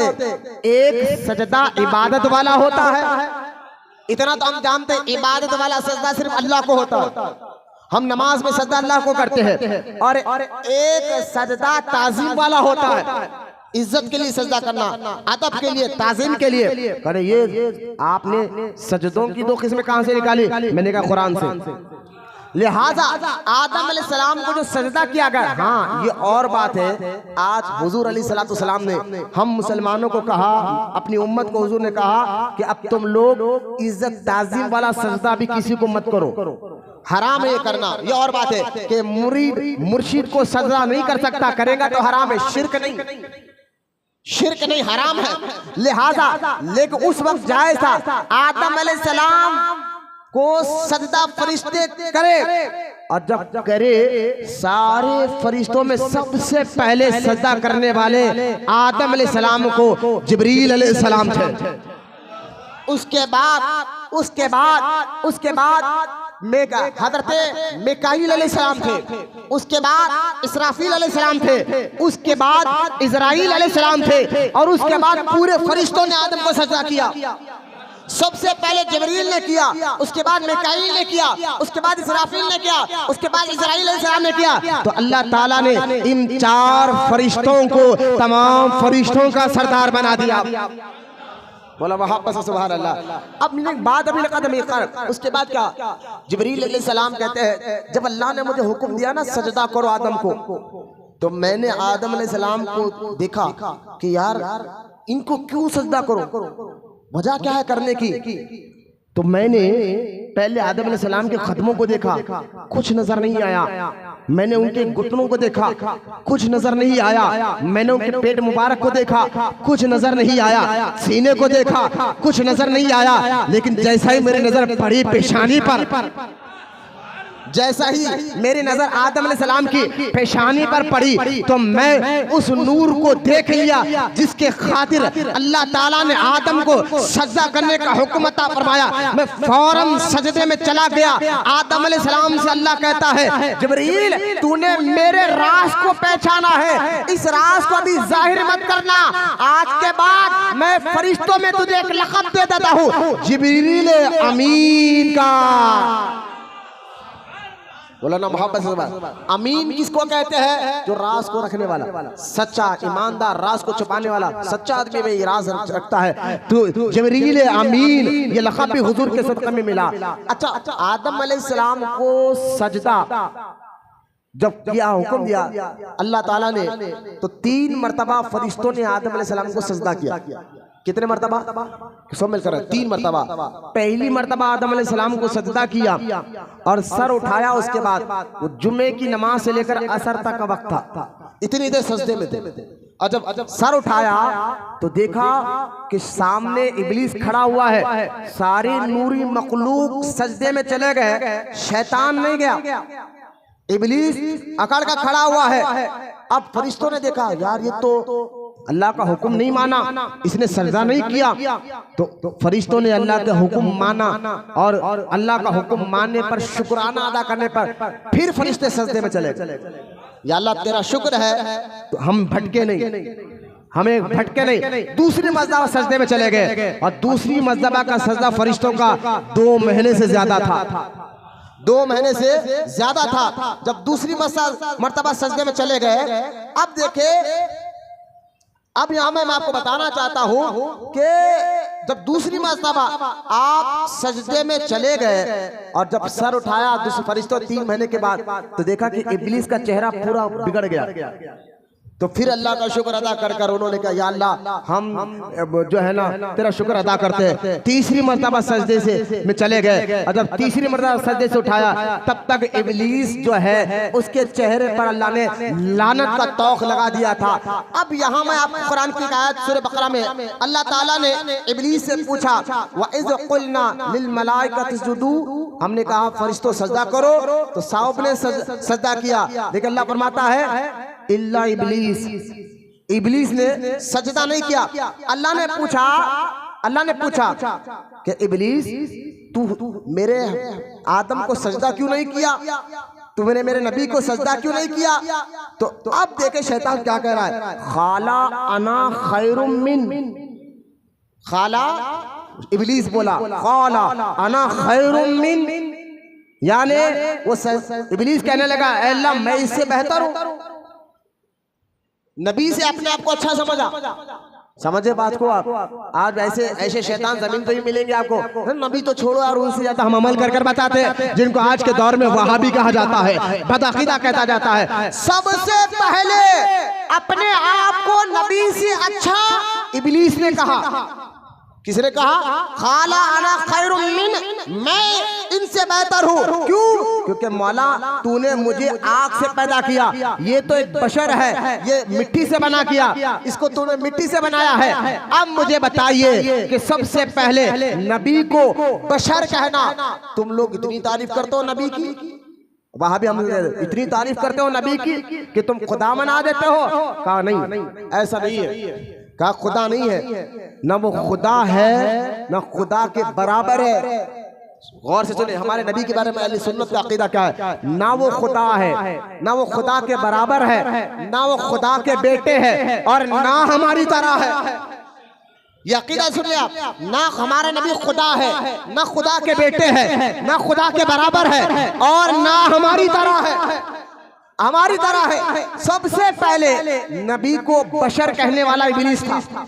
सबसे पहले किसने नबी को बशर कहा? इब्लीस ने कहा कि मैं उस बशर से बेहतर हूँ। तो आज वहाबी भी देखे, नबी तो एक आम बशर थे, आए चले गए, बस उनकी जिंदगी पे अमल करो। मैंने कहा कि सबसे पहले तुम्हारा उस्ताद ने बशर कहा, और जब आदम अलैहिस्सलाम को अल्लाह के नबी को इब्लीस ने बशर कहा तो अल्लाह ताला ने क्या जवाब दिया? अल्लाह कुरान में फरमाता है खाला फखरुज मिनहा फइन्नका रजीम। बोलो ना मोहब्बत से सुभान अल्लाह। कुरान की आयत पढ़ रहा हूँ, चेहरे मत उतारिए, जरा चेहरों पर खुशी लाकर बोलिए सुभान अल्लाह। हाँ, आज हमारा हाल हो गया है, हम गानों में भिटकने वाले बन गए ना, म्यूजिक पर, डांस पर, बाजों पर। लेकिन रब का कलाम पढ़ा है, कभी उसका असर दिल पर लेकर देखो। अल्लाह का कलाम पढ़ा जा रहा है तो चेहरे पे खुशी लाकर बोले सुभान अल्लाह। जब इब्लीस, शैतान ने क्या कहा कि ये बशर है, मैं इनको सजा नहीं करता, ये मैं इनसे बेहतर हूँ, मैं इनसे अच्छा हूँ। तो सबसे पहले नबी को बशर इब्लीस ने कहा, सबसे पहले अपनी तरह इब्लीस ने कहा। तो अल्लाह ताला ने क्या जवाब दिया? क़ाला फ़ख़ुरुज मिन्हा फ़इन्नका रजीम। ऐ इब्लीस, मेरे हबीब मेरे नबी को अपनी तरह कह रहा है। कहा फ़इन्नका रजीम, जा, मैंने तुझको अपने दरबार से निकाल दिया, आज के बाद तू रजीम यानी क़यामत तक तू लानती हो गया है। तो नबी को अपनी तरह कहने वाला लानती हो जाता है, अपनी तरह समझने वाला वो जो है ना जहन्नुमी हो जाता है। अब मेरा एक सवाल आपसे है, फरिश्तों का सरदार था शैतान, बोलो ना मोहब्बत से सुबह। अब गौर करें, फरिश्तों का उस्ताद रह चुका था, जन्नत में आना जाना था शैतान का, इतना अच्छा, चेहरे पे नूर, सजदे इसने अल्लाह के इतने किए कि उलमा फरमाते हैं अगर इब्लीस के सजदों को जमीन पर मापा जाए तो जमीन बस नहीं होगी। इतने सजदे अल्लाह ने, शैतान ने अल्लाह को किया, लेकिन रजीम हो गया, लानती हो गया, दोज़खी हो गया। क्यों? नबी की नाफरमानी करने से, नबी की गुस्ताखी करने से। इतना बड़ा इबादत गुजार जो है नबी की नाफरमानी और गुस्ताखी करने से रजीम हो जाए, तो आज का दो डाकर जानवर कुछ तबलीग के गली गली फिरकर और अपने आप को कहे कि माज़अल्लाह के मैं नबी से बेहतर हूँ, तो वो तो जन्नती कैसे हो सकता है? पहला ये सवाल। और दूसरा मेरा सवाल ये है, मुझे बताइए हमारे काम, हमारे यहाँ अगर हम किसी को नौकर रखें तो हमें मालूम होता है कि काम करने से पहले कि अच्छा है या बुरा? बैठ जाओ बेटे, बच्चों को अपने काम, दुकान पर किसी को काम पर रखूं, कुछ दिन के बाद निकाल दूं। अगर आप आकर मुझसे पूछे कि मौलाना आपने इस नौकर को काम पे पहले रखा, कुछ दिन के बाद निकाला क्यों? सवाल, निकाला क्यों? तो मैं यही कहूंगा कि ये चोर था। क्या था? चोर था। पहले मालूम नहीं था, अब इसकी चोरी पकड़ गई, निकाल दिया। पहले मालूम नहीं था ये चोर है, अब चोरी पकड़े गई। बोले अगर आप कहेंगे कि आपको कैसे नहीं मालूम था पहले, तो मैं कहूंगा भाई मुझको गैब का इल्म नहीं है, कल क्या होगा, आप क्या है, आपका फ्यूचर क्या है, ये गैब की बातें, ये क्या है? गैब क्या? और गैब का इल्म सिर्फ रब को है। बोलो ना सुभान अल्लाह। अल्लाह आलिमुल गैबी व शहादा है। गैब का इल्म किसको है? सिर्फ अल्लाह को, और अल्लाह के बताने से उसके नबी और वली जानते हैं। अल्लाह के बताने से नबी और वली भी जानते हैं, लेकिन गैब का इल्म सिर्फ अल्लाह को है, बताने से नबी और वली जानते हैं। आपके यहाँ आपने नौकर को निकाल दिया, मैंने कहा क्यों निकाला? आप कहेंगे पहले अच्छा समझ कर रखा, बाद में मालूम हुआ चोर है। तो मैंने कहा भाई पहले क्यों नहीं मालूम कर लिया? तो आप कहेंगे मेरे को क्या मालूम है ना। अब मेरा मिसाल इसलिए दे रहा हूँ, अल्लाह नहीं जानता था हर एक के बारे में। अरे आसान उर्दू में बात कर रहा हूँ, बात समझ में आ रही? अल्लाह जानता था हर एक के बारे में। जब जानता था अल्लाह कि ये जो फरिश्तों का उस्ताद जिसको मैं बना रहा हूँ आगे जाकर इब्लीस हो जाएगा, आगे जाकर शैतान बना, ये हम नहीं, रब तो जानता था ना। अल्लाह कोई इनकार कर सकता है इस बात का? कल क्या, अल्लाह तो हर चीज का जानने वाला, अब क्या हो रहा है ये जानता है, आने वाले दिनों में क्या होगा ये जानता है, क़यामत के बाद क्या होगा, क़यामत तक क्या होगा, और कल क्या होगा, आने वाले दिनों में क्या होगा। अल्लाह हर चीज का, हमें पैदा करने से पहले हमारे बारे में अल्लाह जानता है, हमें बनाने से पहले हमारे बारे में अल्लाह जानता है कि हम क्या करेंगे और क्या नहीं करेंगे। अल्लाह का इल्म वो आलिमुल गैब व शहादा। हमने अल्लाह ताला से सवाल किया, मेरे मौला तू जब जानता था ये फरिश्तों का जो उस्ताद है, अभी इसका नाम अज़ाज़ील है, आगे जाकर ये इब्लीस बनने वाला है, तो ये चोर है, तो पहले रखा क्यों? पहले रखा क्यों? हम नहीं जानते थे, लेकिन तू तो जानता है। रखा क्यों? तो अल्लाह ताला की जाने से यही जवाब आएगा, मेरे बंदो कोई मेरी इबादत करते करते करते मेरे के करीब हो जाए और मैं उसको जन्नत में भी दाखिल कर दूं, अपने करीब भी बुला लूं, लेकिन अगर वो मेरे महबूब की शान में एक अदना सी गुस्ताखी कर दे तो मैं उसको अंदर भी हो तो बाहर भेज दिया करता हो। अब मुझे पता है इब्लीस अंदर था जन्नत में, हुजूर की गुस्ताखी करा बाहर आ गया। अल्लाह करे बात समझ में आया। शैतान जो है जन्नत में आना जाना अल्लाह के करीब था, लेकिन नबी की शान में बेअदबी करा, गुस्ताखी करा, जन्नत से बाहर आ गया। अरे वहाबियो, तुम तो अभी जन्नत गए नहीं, बाहर हो, अंदर कैसे जा सकते हो? अंदर कैसे जा सकते हो? तो खैर मैं आपको बताना समझाना चाहता हूँ, आज के इस पुरफितन दौर में अपने ईमान और अकीदे की हिफाजत करिए, बदअकीदा मौलवियों से दूर रहिए, खुद भी आशिक रसूल बनिए, अपनी औलाद को भी अपनी इश्क रसूल की कुट्टी पिलाइए, ताकि दोनों जहां में अल्लाह आपको कामयाबी अता फरमाए। तो खैर अब यहाँ मैं आपको एक और बात, आखिरी बात खत्म करना चाहता हूँ। मेरी ये दलील कि हुजूर अल्लाह के नूर से बने, तो ये मेरा कहना सिर्फ दावा नहीं है, कुरान की आयत भी है। मैं आपको कुरान से 4 आयतें पढ़कर सुनाऊंगा। वक्त बहुत करीब आ गया है और आज जुमा का दिन है, हुजूर का संदल मुबारक भी है। आज इंशाअल्लाह शाम में आपको औलिया अल्लाह की शान भी बयान होगी, लिहाजा थोड़ा सा तवज्जो करें। और नमाज के बाद इंशाअल्लाह खाने का तबरुकात का इंतजाम भी है, अब इत्मीनान से खाकर भी जाएंगे। अब वक्त करीब आ गया, मैं आपको ये दावा, क्योंकि भाई आप कोई वहाँ भी मुल्ला आपको कह सकता है, मौलाना तो कह दिए भाई हुजूर अल्लाह के नूर से बने, अल्लाह के नूर से बने। चीखे तो बहुत मार रहे थे, तकरीर तो बहुत कर रहे थे, हवाला एक भी नहीं दिया, सबूत एक भी नहीं बताया, दलील एक भी नहीं दिया। मैंने कहा देखो, मानने वाले के लिए सिर्फ एक आयत भी काफी है। कुरान में जो आयत है 6666 बाय इख्तिलाफ उलमा के इख्तिलाफ है, लेकिन अब बता लीजिए जो जमहूर उलमा कहते हैं कुरान में कितनी आयत है? 6666 आयत है। तो पूरी आयतों को मानने का नाम मुसलमान है। अगर इन पूरी आयतों में आप 6000 आयतों को मानेंगे, 666 आयतों को मैं नहीं मानता, वो तो आप मुसलमान नहीं हो सकते। पूरे कुरान को मानना मुसलमान है, कुरान की हर आयत को मानना मुसलमान है। मैं कहता हूँ वहाबियो, कभी ये कुरान की आयत पढ़ के इन बच्चों को बताओ जिसमें अल्लाह ताला ने कहा कि हुजूर अल्लाह के नूर से बने हैं। आइए पहली आयत, बोलो ना सुभान अल्लाह। पहली आयत का मैं हवाला दे रहा हूँ, बच्चे समझे बात को, सीखने का वक्त है, समझने का वक्त है।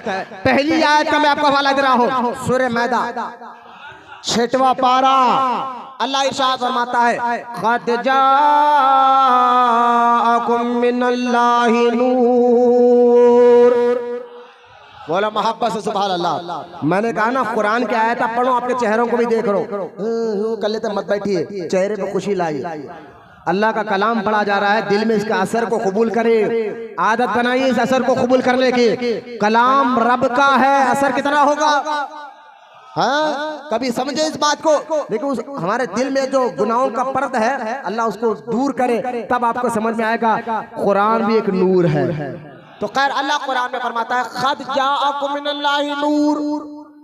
तहकीक, क़द का माना तहकीक, अल्लाह की जानिब से नूर आया। अल्लाह की जानिब से क्या आया? नूर आया। और फरमाया, क़द जाअकुम मिनल्लाहि नूरुन व किताबुम मुबीन। अब देखे अल्लाह ताला फरमाता है, अल्लाह की जानिब से नूर आया और रोशन किताब आई, रोशन किताब आई। अब पूरे मुफस्सिरीन कहते हैं, जिसमें अल्लाह कहता है नूर आया और रोशन किताब आई, तो ये नूर क्या है, रोशन किताब क्या है? तो सारे मुफस्सिरीन जो कुरान की तफसीर करने वाले, इमाम जलालुद्दीन सयूती के अलावा तफसीर कबीर हो, तफसीर रूहुल बयान हो, तफसीर इब्न अब्बास हो, तफसीर जलालैन हो, तफसीर दुर्र मंसूर हो, मैंने तो 6 तफसीर के आपके सामने नाम रख दिए हैं। तमाम तफसीरों में बात आई है कि जो अल्लाह कुरान में कहता है अल्लाह की जानिब से नूर और रोशन किताब आई है। मतलब क्या है इस आयत का, माना क्या है इस आयत का? तमाम मुफस्सिरीन कहते हैं नूर से मुराद हमारे आका मदीने वाले ताजदार की जाते मुबारका है। नूर से मुराद हुजूर की जाते मुबारका है। रोशन किताब से मुराद कुरान है। बोले ना सुभान अल्लाह। क़द जाअकुम मिनल्लाहि नूरुन व किताबुम मुबीन। अगर मैं इसी आयत में बताऊं ना, मैं बहुत देर तकरीर कर सकता हूं। गौर करें, अल्लाह की जानिब से क्या आया? सब मिलकर क्या आया? ये कुरान की आयत है। बोले सब मिलकर क्या आया? नूर आया। अच्छा, मैं एक बात और बताऊं आपको, कुरान में जब अल्लाह ताला ने हुजूर को जमीन पर भेजा तो कहा नूर आया है। अब नाक पड़े तो भी तकलीफ हो रही, नूर आ गया है तो इनको बड़ी तकलीफ हो रही। मैंने कहा ये आयत खुद का अल्लाह क़द जाअकुम मिनल्लाहि नूर, अल्लाह की तरफ से बोलो ना नूर आया। नाक का इसी की तो तफसीर कर रहे हैं, बुरा क्या है? लेकिन मैं आपको एक बात बताऊं, जब हुजूर को भेजा जमीन पर तो कुरान में अल्लाह कहता है नूर आया। और जब मेराज की रात अपने पास बुलाया अपना दीदार कराने,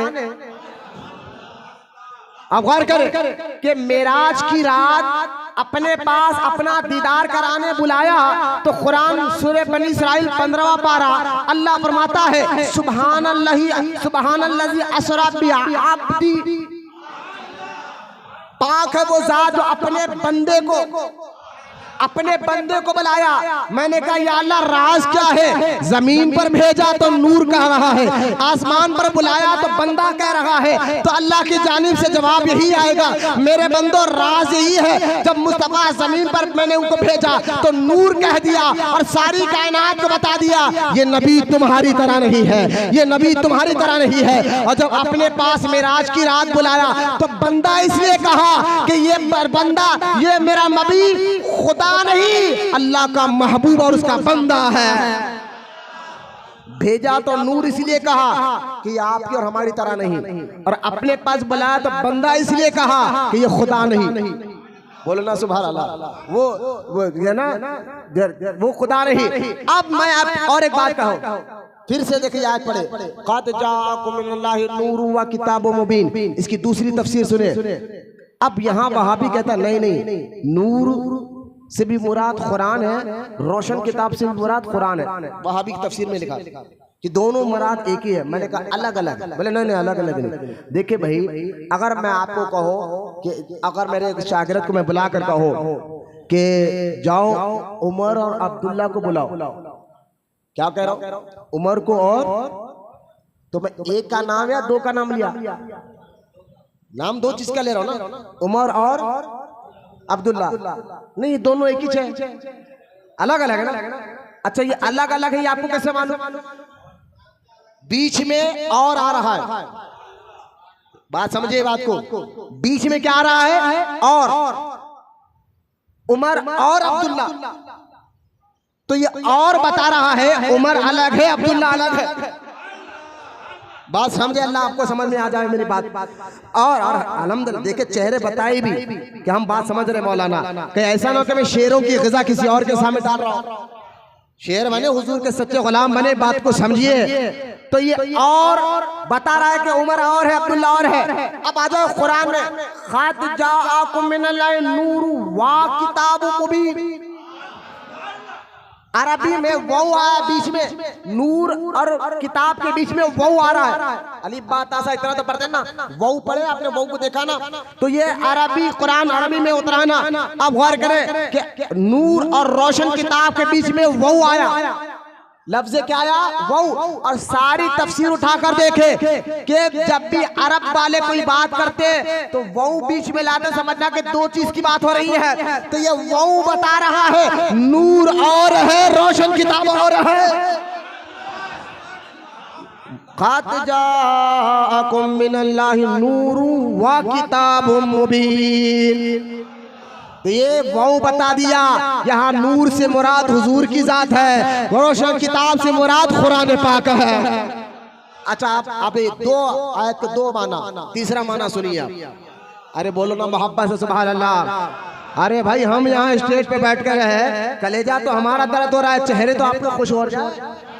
मेरे लिए आपकी वाहवात के तारक नहीं है, बस दिल में इश्क रसूल आपको भरना चाहता हो। कुरान जहाँ नमाज, रोजा, हज, ज़कात का जिक्र कर रहा है, वहाँ कुरान हुजूर की अजमतों का भी जिक्र कर रहा है, हुजूर की शानों का भी जिक्र कर रहा है, हुजूर की रिफतों का भी जिक्र कर रहा है। मैंने कहा दोनों तरीके से कुरान को समझाओ, सिर्फ हराम हलाल नहीं, हुजूर की शान व अजमत भी बताओ। अब आओ इस आयत का तीसरे मरहले पे गौर करें आप। अल्लाह क्या कहता है? अल्लाह की जानिब से नूर आया नहीं, ये आयत खुद बता रही है सबसे पहले हुजूर है।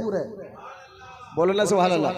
आप कहेंगे हो कैसा? मैंने कहा ये आयत बता रही, कुरान की यही आयत बता रही कि सबसे पहले अल्लाह ने नूर को अपने नूर से हुजूर के नूर को बनाया। और बोले वो कैसा? हुजूर तो 12 रबीउल के दिन मक्के में पैदा हुए। मैंने कहा हुजूर की विलादत का तीसरा मरहला है।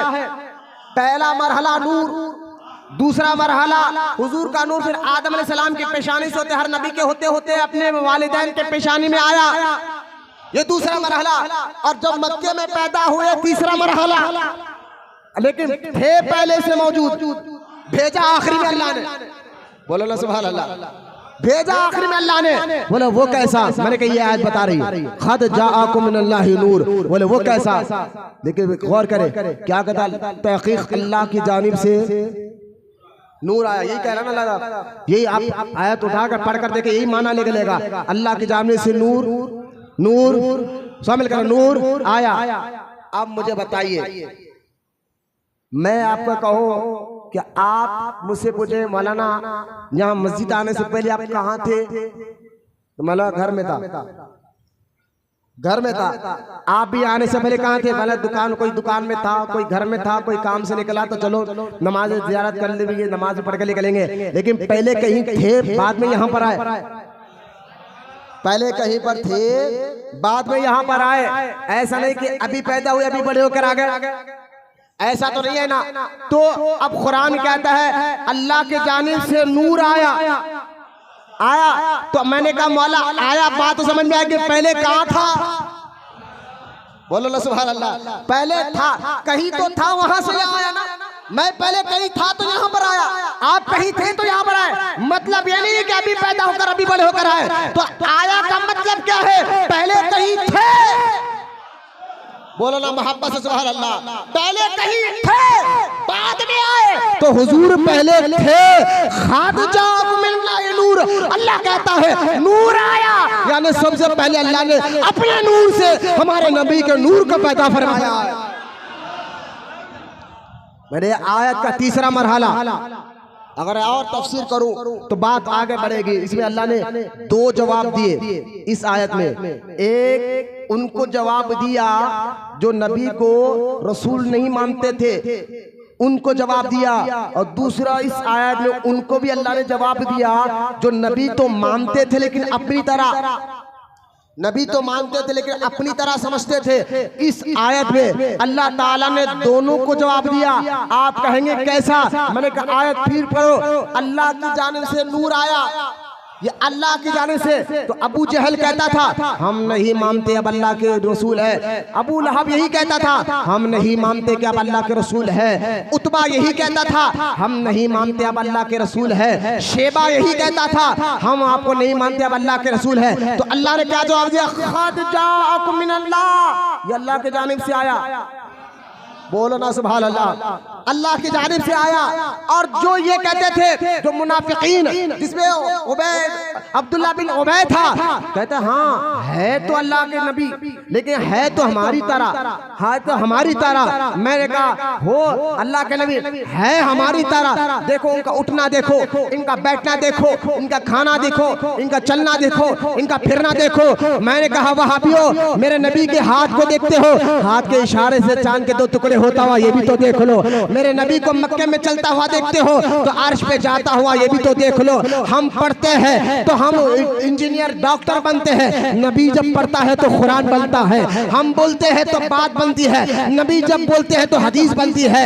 अरे गौर से सुनो, हमारे जिस्म से पसीना निकले तो बदबू है, हुजूर के जिस्म से पसीना निकले तो खुशबू है। हाँ, हदीसों में आया है, आला हज़रत झूम कर कहते हैं, उनकी महक ने दिल के खूंचे खिला दिए हैं, उनकी महक ने दिल के खूंचे खिला दिए हैं, जिस राह चल दिए हैं कूचे बसा दिए हैं।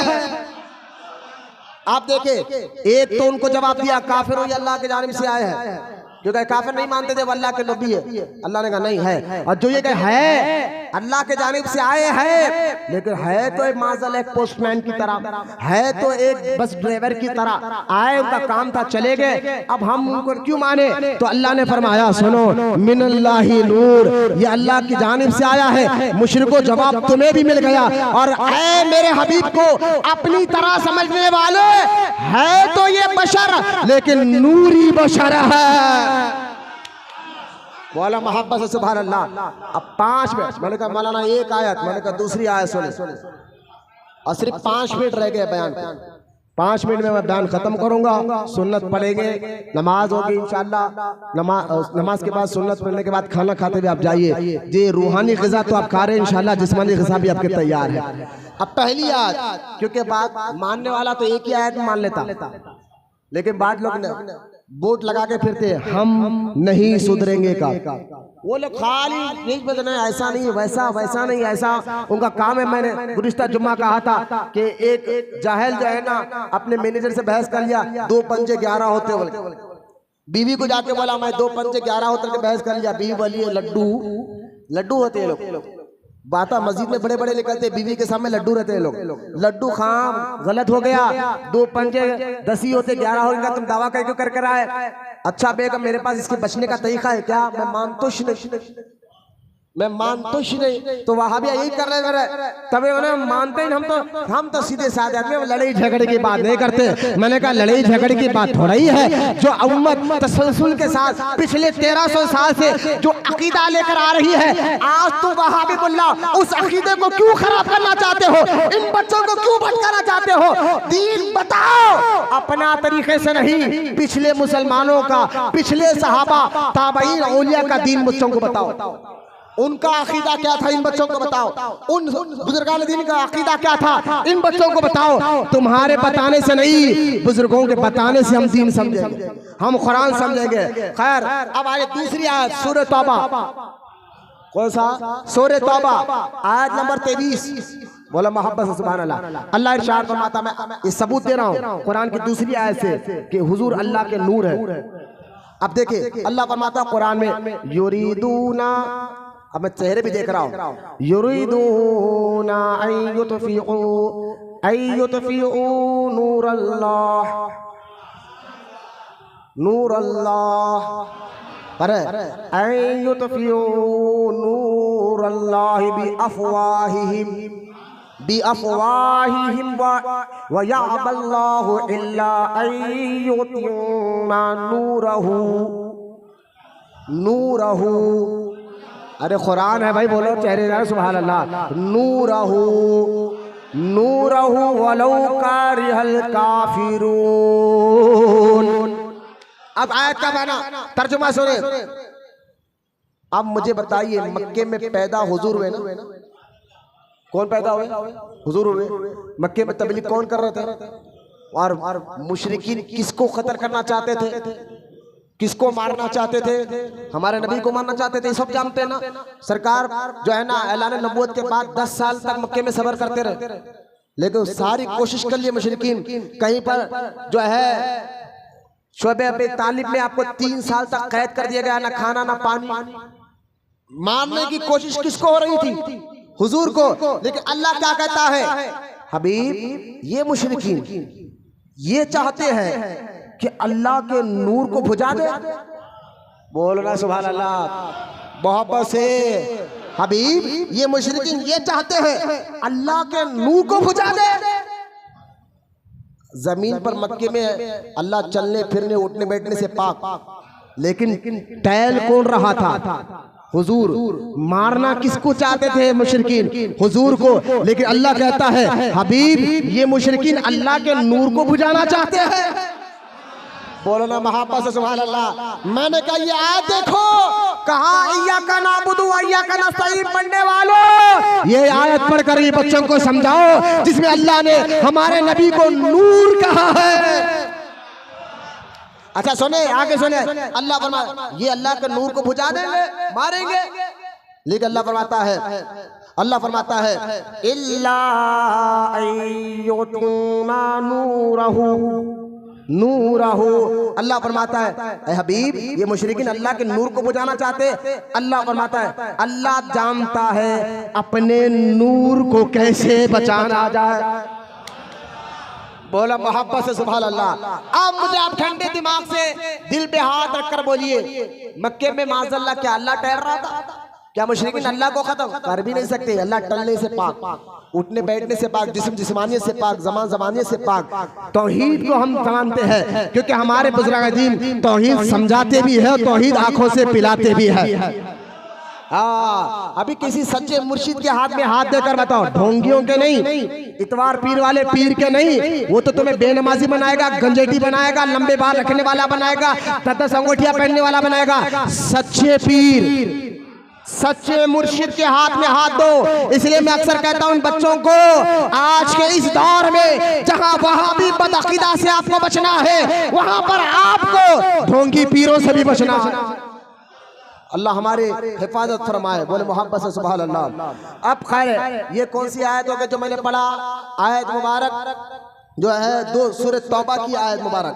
अब आगे बढ़े, मोहब्बत से एक मरतबा दुरूद पाक पढ़े। अल्लाहुम्मा सल्ली अला सय्यदना व मौलाना मोहम्मद मादिल जूद वल करम व अला आलिहि व बारिक व सल्लिम। अब देखिए ये आयत नंबर 3 आयत में आपके सामने पढ़ रहा हूँ। सिर्फ 5 मिनट रह गए। कौन उठ रहा, बैठ रहा, आ रहा, जा रहा, इधर उधर नहीं, तवज्जो इधर देखे। अल्लाह के कलाम का रुआब अपने जहनों में बिठाए। जैसा किसी कमिश्नर का, पुलिस वाले का डर हमारे जहन में बढ़ जाता, रखो उसके सामने आवाज नहीं निकलती, उससे ज्यादा डर अल्लाह के कलाम का भी बिठाइए, उससे ज्यादा दिल में बिठाइए, रुआब बिठाइए अल्लाह के कलाम का। और उसके बाद सुनिए बात, आपको समझ में आ जाएंगे। अल्लाह कुरान में फरमाता है, कुरान में अल्लाह फरमाता है अल्लाहु नूरुस समावाति वल अर्द। क्या कहा अल्लाह ने? अल्लाहु नूरुस समावाति, नूरुस समावात, नूरुस समावाति वल अर्द। अल्लाह फरमाता है अल्लाह ताला के नूर से जमीन और आसमान रोशन है। अल्लाह के नूर से जमीन और आसमान रोशन है। फिर अल्लाह फरमाता है मसला नूरिही, मसलू नूरिही का मिशकातिन फीहा मिसबाह, अल मिसबाहु फी ज़ुजाजा फी ज़ुजाजा। अब अल्लाह फरमाता है कि अल्लाहु नूरुस समावाति वल अर्द, अल्लाह के नूर से जमीन और आसमान रोशन है। लेकिन अल्लाह फरमाता है मसलू नूरिही, अल्लाह के नूर की मिसाल ऐसी है। आप मुझे बताए, अरे भाई ये तो आप समझ आए कि जमीन आसमान अल्लाह के नूर से रोशन है, लेकिन उसकी मिसाल, अल्लाह की कोई मिसाल। लेकिन यहाँ किस नूर की बात हो रही है जिसमें अल्लाह कहता है मसला नूरिही, मसालू नूरिही। और अल्लाह फरमाता है उस नूर की मिसाल ऐसी है जैसा चिराग जल रहा हो, रोशन हो, और वो उसके ऊपर हबाब हो, और हुबाब ताबदान में रखा हुआ हो। बोलना भाव, अल्लाह ने सारी मिसाल दी। सारे मुफस्सिरीन कहते हैं कि इस आयत में जो अल्लाह ताला अपने नूर की मिसाल देकर समझा रहा है, उस मिसाल से मुराद मदीने के ताजदार रहमत कौनैन की ज़ाते मुबारका है। 3 आयत हो गए, सूरह मैदा, सूरह तौबा, 3री आयत जिसमें अल्लाह ने हमारे नबी को नूर कहा। क्या कहा? अभी मैं नूर का ही जिक्र कर रहा हूँ। क्या कहा? समझ कर बोले, नूर कहा। अब आ जाए, मैं आपको एक और आयत मुबारका, 4थी आयत आपके सामने पढ़कर सुना रहा हूँ जिसमें अल्लाह ताला ने हमारे नबी को नूर कहा। वो कौन सी आयत मुबारका? आप तवज्जो फरमाए। अल्लाह ताला इरशाद फरमाता है या अय्युहन नबिय्यु इन्ना अरसलनाका शाहिदन व मुबश्शिरन व नज़ीरा। अरे चेहरे देख रहा हूं, इधर देखे। और फरमाता है वदाइयन इल्लल्लाहि बिइज़्निही व सिराजम मुनीरा, वस्सिराजम मुनीरा। अल्लाह फरमाता है कुरान पाक में, या अय्युहन नबी, ए गैब की खबर देने वाले नबी। या अय्युहन नबी का मतलब है गैब की खबर देने वाला। या अय्युहन नबी, ए गैब की खबर देने वाले नबी, बेशक हमने इन्ना अरसलना का शाहिदों व मुबश्शिरों व नज़ीरा। ए हबीब, ए गैब की खबर देने वाले नबी, बेशक हमने आपको शाहिद बनाकर भेजा, मुबश्शिर बनाकर भेजा, नज़ीर बनाकर भेजा और दावत देने वाला बनाकर भेजा, दाई बनाकर भेजा। और फरमाया सिराज मुनीरा, तुझे चमकता सूरज बनाकर भेजा है, चमकता सूरज बनाकर भेजा है। अब बताओ, सूरज आसमानों पर है, वो किस चीज का बना हुआ है? नूर का। क्या बना हुआ है? सूरज आसमानों पर जो है नूर से बना हुआ है। अल्लाह कुरान में कहता है, हबीब सिराजम मुनीरा, हम तुझे चमकता सूरज बनाकर भेजा। तो इस आयत में भी अल्लाह ताला हमारे नबी को नूर कह रहा है। बस ये 4 आयतें, मैंने कहा मानने वाले को एक ही आयत काफी है। हाँ, नहीं मानने वाले को तो हम नहीं बिगड़ेंगे, क्या वो सबूत लगाए, उनके लिए कितना भी समझाओ वो इतना लगेगा। इंशाअल्लाह इसके आगे फिर ये नूर आदम अलैहिस्सलाम के पेशानी में कैसा रहा, फिर इब्राहिम अलैहिस्सलाम की पेशानी में कैसा रहा, फिर नूह अलैहिस्सलाम की पेशानी में कैसा रहा, फिर इस्माइल अलैहिस्सलाम की पेशानी में कैसा रहा, फिर हुजूर के परदादा अब्दुल मुत्तलिब के पेशानी में कैसा रहा, हुजूर के वालिद हज़रत अब्दुल्ला की पेशानी में कैसा रहा, फिर हुजूर की माँ बीबी आमिना के रहम मुबारक में कैसा रहा, फिर ये नूर जब जलवा कर बशरी लिबास पहनकर बाहर आया, बोलो ना सुभान अल्लाह, बशरी लिबास पहनकर जब बाहर आया तो उस वक्त क्या हुआ? अल्लाह का जिंदगी बाकी रखा तो 12 रबीउल अव्वल के दिन या आने वाले जुम्मा में आपके सामने रखूंगा। अब बात खत्म कर रहा हूँ, अल्लाह की बारगाह में दुआ करता हूँ, अल्लाह हम तमाम को कहने सुनने से ज्यादा अमल की तौफीक अता फरमाए और जितने लोग बूढ़े बच्चे नौजवान या बैठे मरा के बैठने को कबूल फरमाए। वमा अलैना इल्लल बलाग, अल्हम्दुलिल्लाहि रब्बिल आलमीन।